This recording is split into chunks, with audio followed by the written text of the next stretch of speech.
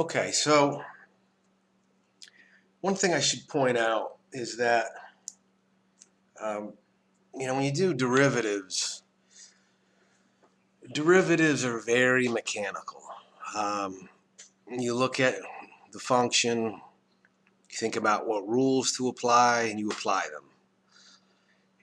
There's no room for artistic interpretation, right? And it doesn't mean it's easy because the rules are, they take a little while to learn, etc. But integration, you're going to find, is a lot different. Some people will refer to it as an art form. It's a little dramatic, but it's not always clear. It's more about technique. That's what I'm trying to get at. So we just introduced a set of rules. That set is very, very limited. And we'll get into techniques of integration later in the course, but we're going to review one that you should already be familiar with, and that's U substitution. This is sort of, in a way, the reverse process of the chain rule. You could argue that. But again, it's more about technique than just kind of like some formula. So how does this come into play? Just an example. What if this is an integral that you're faced with?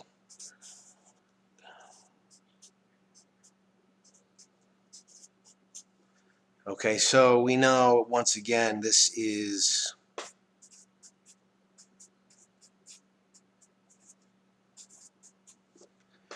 equal to that, but this is not x to the 1/2. Okay, this is something else. This is something more than x. This is an expression in x to the 1/2. The 1/2 does not distribute. No way. So this is stuck. This is stuck as it is. The power rule does not apply. So as of right now, without U substitution, we have no way to do this. So effectively what U substitution does is it expands the existing set of rules. So I'm going to do this in two parts because the technique is slightly different for indefinite and for definite integrals, because those are two different problems. But what I want to do, should I flip the page? I think we're okay. I'm gonna give you over here. I'm gonna give you kind of the recipe, and I want to point out this is for. We'll start with indefinite integrals. I'll just put indefinite. U sub, typically shorthand for. In fact, I'll even do this one. I'm going to do an example while I write the recipe. All right. So let's just do the one above. In fact, I guess I'll rewrite it.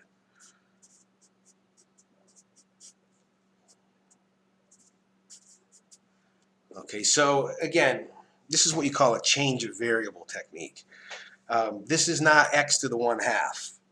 But if I could rename this thing in parentheses here, give it some other name, such as u, I'd have u to the 1/2. And then the power rule does apply because they're just letters, right? So step one, and when I write my recipes, they're usually pretty concise.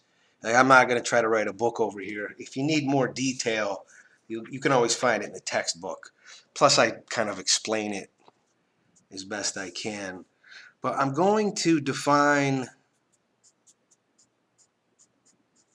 u. It's going to be my choice. Okay, so over here, and we'll get into making the right choice later. Like anything, practice and experience makes you better. But I'm going to come over here. I'm going to say, let's let u be 2x plus 4. And if I do that, I'll have u to the 1/2. The power rule is applicable. One thing to keep in mind, going back to this differential, all right, u and dx don't mix. All right, so what I also need to do is find du. And this goes back to the definition of a differential. What this will be is u prime, which in this case is just 2, dx. Okay? So this isn't really a choice. This is a choice. This follows. You choose this, you've effectively chosen this. So I have this information. Now what I'd like to do is substitute out everything here so that I can write the entire integral in terms of u. So this is where the substitution comes in. Substitute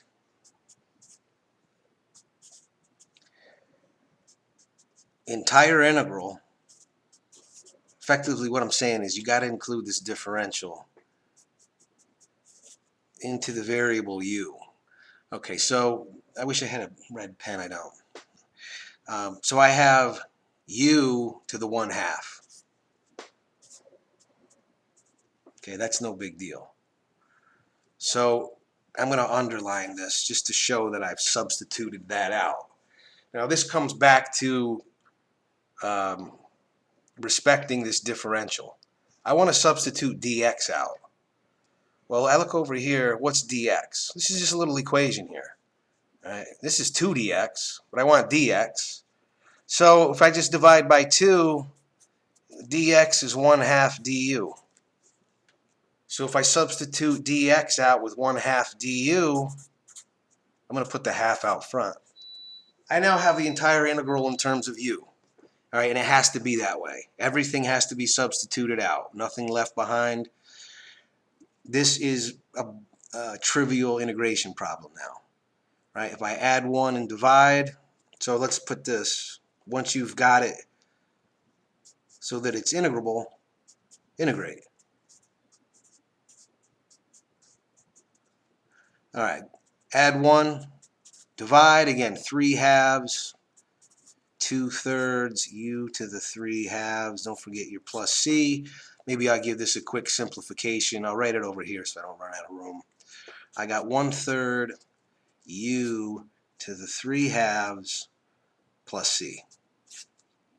Integral taken care of, integration performed, everything's beautiful. One issue though, this is in u. The original is in x. You always need to go back to x when you're doing an indefinite integral. Indefinite. But this is called back substitution. Going back to x should be easy because the problem solver, which will be u, defined u. So this u gets switched out with that. Okay, so this step should be almost trivial. I'm not gonna write back substitute. I'm just gonna say back to the original variable.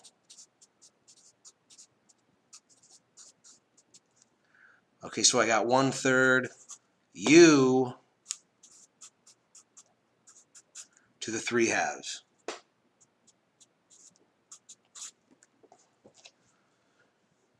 Okay? So a couple things to point out. One, how did I know how to choose u? Again, with experience, you'll start to see it as a guideline at the beginning. We typically tell students, think about things that are grouped by parentheses, under roots. Right? I have this mess here. If I have that to a power, I have a power rule. Okay, so think about that. How do you know you made the right choice or the wrong choice? Well, if you end up with an integral that you can integrate successfully, you've made a good choice. If you end up with an integral that still as stubborn as the original, something you can't integrate, you've made the wrong choice. And you will find when you do integration, trial and error is going to be part of this. So don't let that get you frustrated.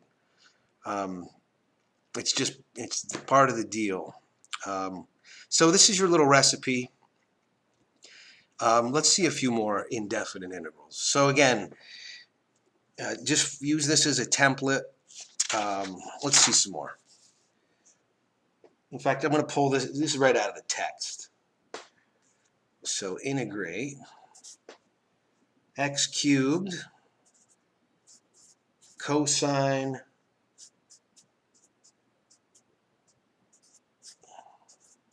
of this. So this is a nasty on multiple levels, right? This is not cosine x. This is cosine of something.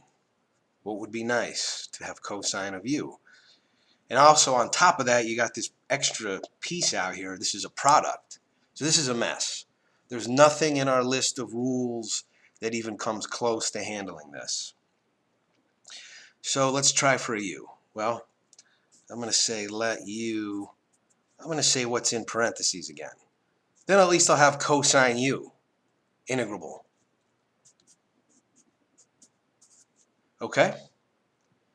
Now again, once u is selected, du follows. And it is u prime, which in this case is 4x cubed, dx.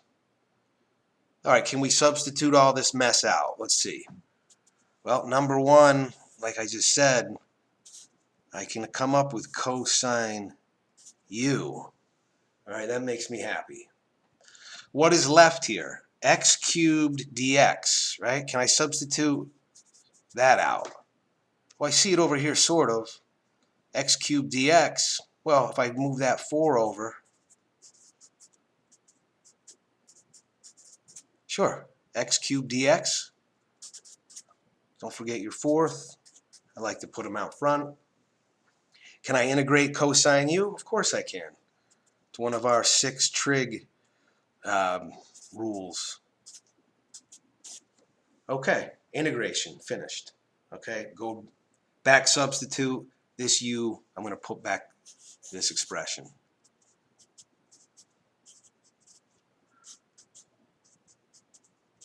Again, don't forget your plus c. Okay.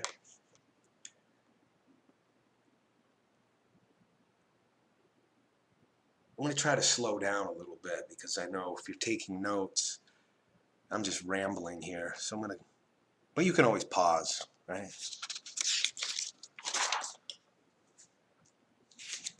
All right. Let's look at this one. So again, this is, something really kind of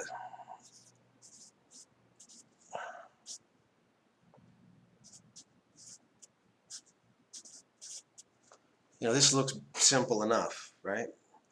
But this is not secant squared of x, or in this case theta. This is something more. Even that simple 4, removes the ability to use our basic rules that we had on the right-hand side of a previous page.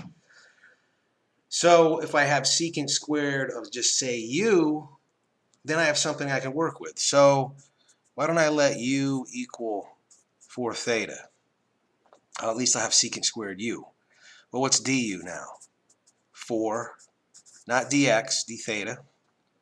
Okay, can I substitute stuff out of here? Well, that looks good. U. What about this d theta? Well, that can come out as, again, 1/4 du. Sorry about the 4 there. All right, this is antiderivative, tangent.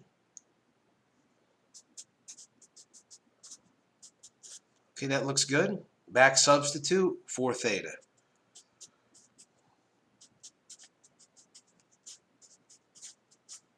Plus c. Okay, one thing to notice in the first, whatever that was, 3 or 4 examples, one thing you notice up here is that the substitution really was effectively, it was off by a constant. That doesn't always have to be the case. So I'm going to show you an example of one that's a little bit more involved. The process is the same, but the substitution is a little bit trickier. And this is example 5 in section 4.5. So if you want to refer to that. So I have square root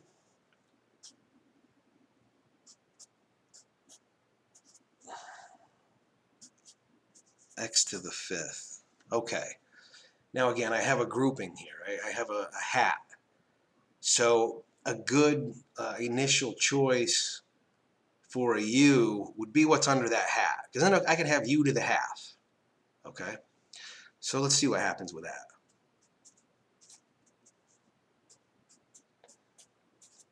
Okay, that's fine. What's my du? That just follows. It's the derivative, dx. Okay, so let's start substituting and see what happens. Well, clearly the root is not a non-issue. I can handle that, no big deal. U to the 1/2. But then I look at what's left and I have x to the 5th. So, what can I do?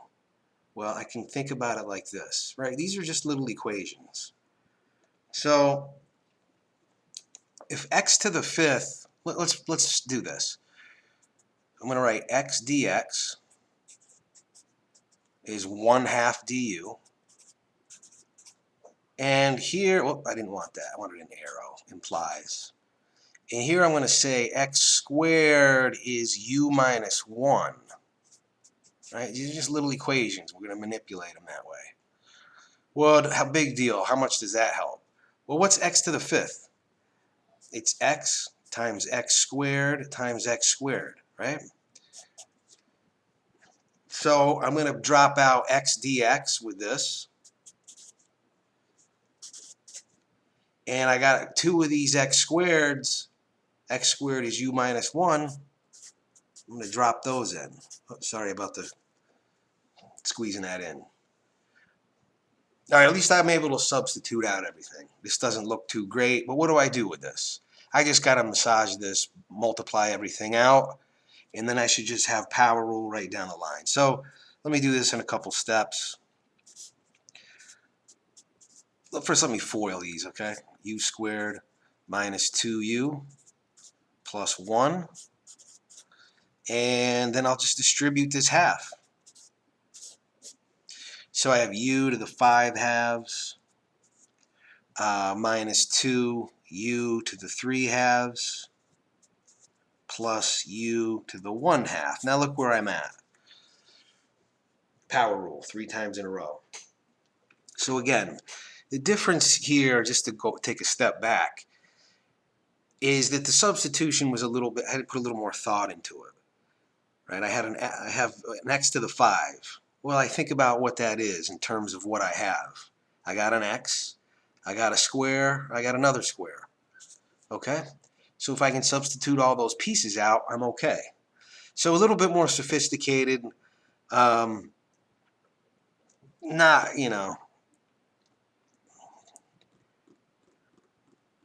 not too bad. This would be one that you might have to play around with. So that's fine. Now I want to move on to substitution with a definite integral, because the recipe is slightly tweaked. Essentially, you add a step and remove a step. So there's like conservation of workload, but I'm going to get a drink here quick, so I'm going to hit pause. All right, now we're going to go to U substitution with definite integrals. Very similar, but a little bit different. Again, I'll put a recipe here.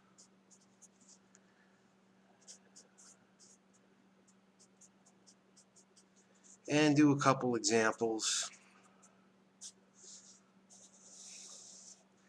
So the good news is it's very similar. We're going to start out the same.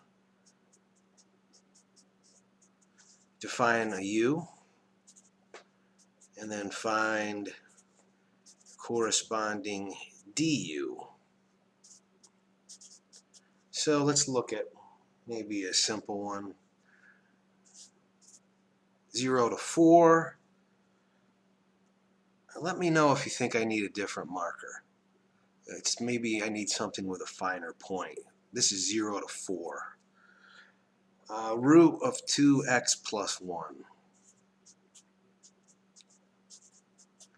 Now again, I want you to think through the process if you're faced with an integral. At this point, the thought process should be like this. Does one of the fundamental formulas that we had on the right-hand side of that sheet, does that apply? That's your go-to. Or can I maybe manipulate the integrand in a way where I can use those? You know, like a FOIL, distribute, something algebraic, and then hit it with the formula. And then if you can't, your only other option at this point is use substitution. So there's nothing I can do to this to make it easy with a formula. It's a use substitution problem. Okay, we're going to start the same way.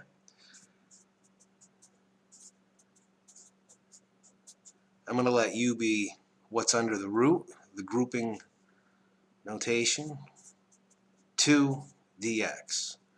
Okay, now again, this is kind of the same, but with an additional piece. Substitute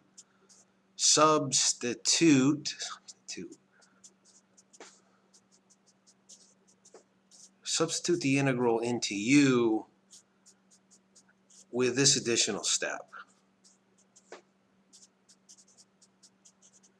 Okay, so let me just explain this. Let me do it. I have u to the 1/2 again. Right, u to the 1/2. It's nice. And then I have, so that's out. dx, what's dx? It's 1/2 du. I feel like we maybe even did this one. Okay, now what do I mean by limits? The 0 and the 4. 0 and 4 here are values of x. If this integral is written in u, you don't put out values of x here. What do you put? You put values of u. Well, how do I go from x to u? Well, that was determined by me, right here. So if I have an x value of 0, I have a u value of 1. And if I have an x value of 4, I have a u value of 9. Okay, so this is an additional step, but here's the good news. I don't have to go back to x now. This is just a pure definite integral. Everything is in u. I just take it as usual, throw the u's into whatever I get, and it's over. All right, so I'm going to add this additional piece, but now this will do itself. I don't need to go back to x. X is forgotten about. We're ending with a number here. Whatever variable we use to get there is irrelevant. So again, step 4 is the same. Integrate. Okay, and I have a 1/2 here, so add 1 and divide. Again, I feel like we've done this one. It's okay. U to the 3/2, 1 to 9. So now I can finish it. So there's no back substitute. I'm just going to evaluate this thing. And I'll be done with it. So let me get the 2/3 out here. So I have, this makes a third. And did we do this exact? I don't know. Again, 2-step evaluation. Square root is a 3. Cubed is a 27. 1 gives me 1. 26/3. Okay, so again, you don't go back to x. You get the whole thing in terms of u and just let it finish itself, just like any other definite integral. Okay? Don't let that be a problem. Let's see another one. How about 1 to 2? Let's switch the variable up here. The t, right? We don't want to get married to letters. That's a t, not a plus, squared. One thing to just point out, you notice the differential here is in the numerator. it could easily be placed where it typically is to the side and have a 1 there. But if it's common, if the numerator is constant, to just cram it up here. It's like more compact. No big deal. I don't want that to be confusing though.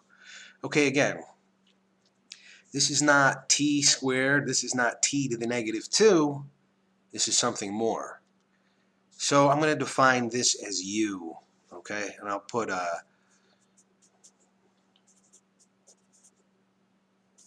forgot my u. Let's put it over here. Sorry. Yeah, sorry about that. U is 3 minus 5t. So du is negative 5 dt. Okay. All right. Again, now this is not u squared. This is on the bottom. So I want to see this as u to the negative 2, right? All right, so this is taken care of. What about the dt? Well, dt will be negative 1/5 du, okay? And the limits. Again, these are values of t. This thing is written in u, so I need values of u. There's the translator. If t is 1, then u is negative 2. If t is 2,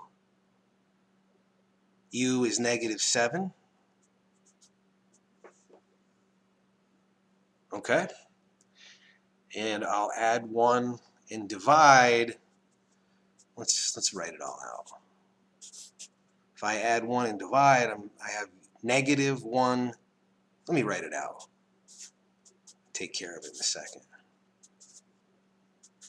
All right, I don't like that. I'm trying to evaluate this thing, so let me take care of it. Also, I have a negative and a negative. Let's let those take care of each other. So I have that. Now I can do this. Now I can evaluate this thing. Okay, so this is easy enough, right? I'm going to just substitute this in. Looks like I have negative 1/7 minus a negative, again, 1/2. Sometimes when you do definite integrals, sometimes the worst part is the arithmetic at the end, especially when you have a lot of fractions and stuff. Just to, off on a small tangent, say this is an exam problem. I say it's worth 10 points. I mean, you get to here correctly, you easily have 8. You know, you make a mistake down here at the end, you might lose a point. The key is, can you work through the mechanics of what we're trying to do here? This is an arithmetic class, although I'm not trying to downplay the importance of it. And so, having said all that, I have to do this arithmetic. So, which I don't want to. This is 2/14 and 7/14. 5/14 times 1/5 looks like 1/14. Okay, so